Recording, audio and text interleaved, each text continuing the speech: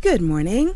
I'm Deb Gordon, and my guest is Jim VarnHagen, Executive Director of the New York Rescue Mission. Jim, welcome to the show. Thank you so much. I appreciate being here, Deb.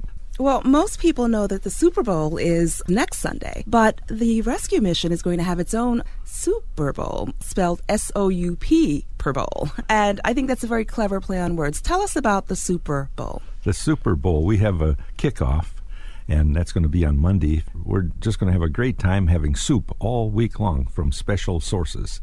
Oh, very cool. And approximately how many hungry New Yorkers will be a part of it? We'll have probably 200 to 250 people each evening when this takes place, and we serve at the New York City Rescue Mission upwards of 500 meals a day. Oh, okay. And these are going to be gourmet meals, correct? I mean, I think some of the finest New York chefs will be involved. Tell us more about some of the chefs that'll be serving. Well, this is going to be a great time for sure. We have various people coming. The original SoupMan, for instance, along with Dr. Joy Brown. Then we're going to go on. Katie Lee is going to be there. We're going to have David Bouley, Vikas Khanna. So it's going to be a great week. It sounds like it. And so I've also read that the mayor is a strong supporter of the event. He's really talked highly of it. That's right. We've had not only our current mayor, Mayor Bloomberg, who has visited the mission. He's actually come and he's handed out meals on Thanksgiving. We've had the former mayor, Dinkins, who's just a great guy who supports the mission as well. So we're glad that we're there and we're able to bring these folks in that really want to help out. It's a popular thing. When these people come in off the street, they're hungry, they're cold, and they're looking to have a nice meal, but the soup is really where it starts. And so that warms them up real well, and they're just happy to be there. And they're happy that there are these people that take the time, that greet them and say, listen, I really want to reach out to you and demonstrate our compassion. And so let's talk more about the New York City Rescue Mission. I understand that it's America's first rescue mission. Tell us more about its background and history. Sure. America's first rescue mission, New York City Rescue Mission, was started in 1872 by Jerry McCauley and his wife Mariah. The two of them began the mission in the fall of 1872, so it's had a great history. It's been well received over the years. We bring people in off the street that are destitute in many ways, and out of that group of people that come in, we have a place for people to stay overnight, 100 beds, 75 of which are night-by-night guests, and 25 are on a long-term recovery program. The mission had the idea back in 1872 with our founders that Jerry McCauley wanted to clean people up on the outside while God cleaned them up on the inside. So that's our same vision today. Mm-hmm. We're still reaching out. We want to touch them not only physically but spiritually. Okay. And I understand that there are a few rescue missions across the country modeled after the New York City Rescue Mission. That's really impressive. There were people back in those days that said, we need something like this in Cleveland. We need a mission in Chicago. And so they came and they saw what McCauley was doing, because everyone had given up on these destitute people in that day, thinking there was no hope for them at all. But McCauley said, no, I'm one of them. I was touched by God, and my life has been changed, and I'm a new person today, and I know that these people that were classified as unworthy poor in those days, they really thought that they were undeserving of any help because they couldn't change. But McCauley said, no, I have been changed. The gospel has changed my heart, my life, and I know now that I can step out and do what God wants me to do. Mm-hmm. Well, as you mentioned, the mission is a faith-based organization. Do people who go there have to be of the same mindset, or is it open to everyone? We have an open door for anyone that comes in. We don't twist anyone's arm, and we offer them food, clothing. We have a broad range of services besides our ability to give them lodging. We have a learning center. We have a medical clinic. we want to help people get back on their feet again. Mm-hmm. And so you mentioned that the mission offers overnight stays. How many did you say it accommodates? We have 100 beds, and in the very cold weather, we'll convert our chapel into a dormitory, and we'll have another 40 to 50 mats on the floor. Mm-hmm. So we accommodate 100 people normally every night, and those beds are filled. Well, how does one get to stay at the mission or gain entrance? Well, they come to our front door, and sometimes they're referred there, but most of the time it's word of mouth. Someone in the street says, where can I go to get shelter, a bed? Where can I stay? And I know I can be safe.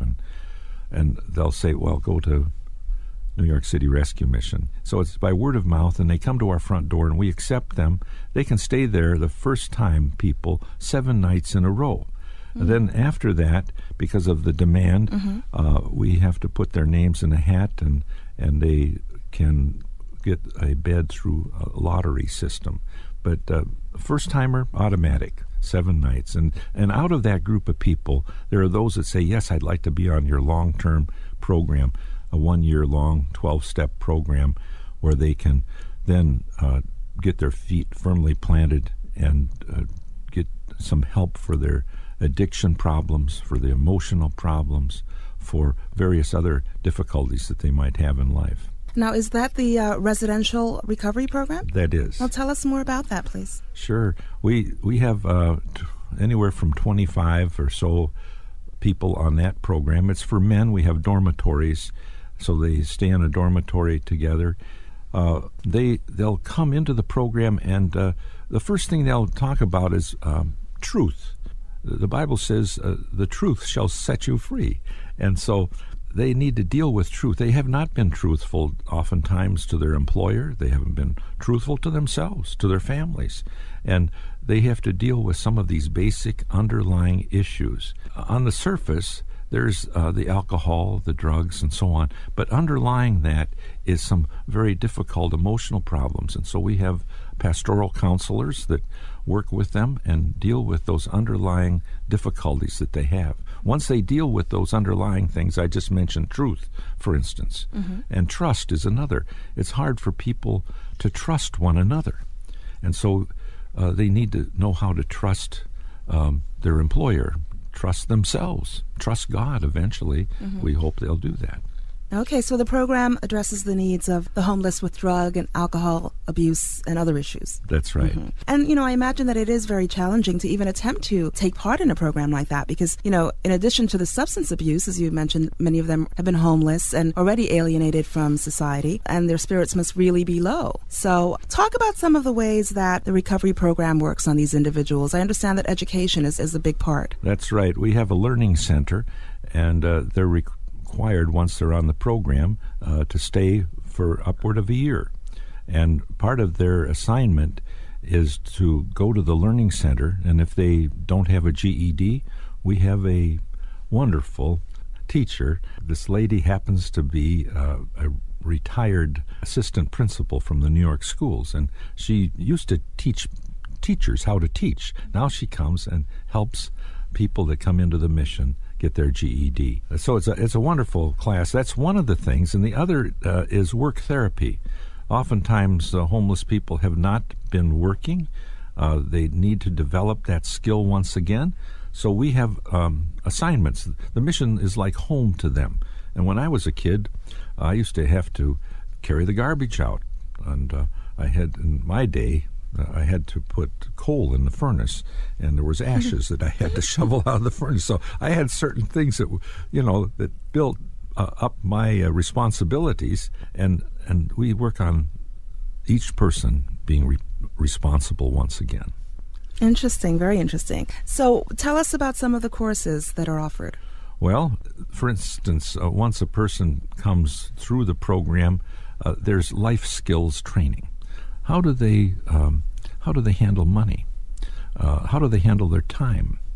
And to what extent do they get involved in putting out a resume? So we help them with those very practical things of learning certain life skills. How do they interact with one another? That's all done through our Learning Center and also through our program guidelines that we have. Okay, and how do you determine who gets into these classes? Well, that's an interesting question because it's a step. They have to take the first step. And we have counselors and our staff that come together and they say, has John progressed to the point that he can go to step 2? And they'll talk about where he's at in the process, and they'll say, yes, I think he's met the first requirements here. We'll move him on to step 2. I should start right from the beginning because they come into an orientation phase to where we learn more about them and how we can help them. We tailor the program really to the individual because each individual is different, and we have 25 beds in that program, so it's not a large program as such, but we believe it's a very practical program that meets the individual needs. And as you mentioned, some of them even get a private tutor, so that's pretty great. Oh, that's super.